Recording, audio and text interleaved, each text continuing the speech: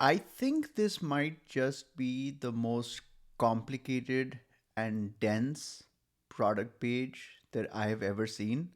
So let's just kind of quickly scroll through the page, and I'm not going to talk about the details, but there's so much information. And if you go, there's so many things that are kind of like, you know, vying for our attention. But just pay attention to how much content they have. I mean, just I'm just trying to scroll under a normal pace, and it's really comprehensive. I think what they've done is they've clearly figured out like what are all the possible questions that different types of buyers might have, and they've decided to just go ahead and make all of that content available on one page itself. And at one level, I think this is a great idea because I think there are skimmers and diggers like a lot of information. I mean, it's kind of like one long sales page, and there's so much video content. There's so many different things. The the point I want to make here though is that they have all of this content on one page, and at one level, I think it's a good idea. But at another level, I think this can be very overwhelming.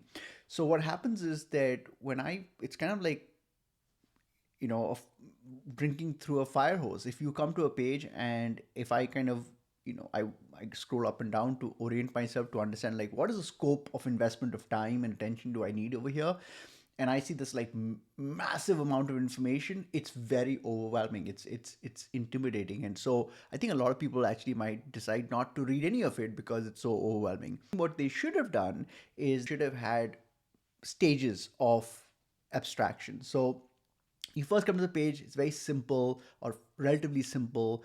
There are multiple paths available, and then the user selects one path, and then when they go down that path, then more content is revealed to them, and maybe from within that they can be even more content that's revealed to them. The benefit of that approach is that, and I think this is the lens through which they should look at it, is they should pay attention to their exit rate in the first 7 seconds. That would give them a very clear understanding of, is this, maybe not 7 seconds, maybe 10 seconds, I'm not sure what the number is, but I would look at their exit rate, early exit rate, because if that number is high, it could potentially be an indication of the fact that people are scrolling up and down and they're finding this to be very overwhelming.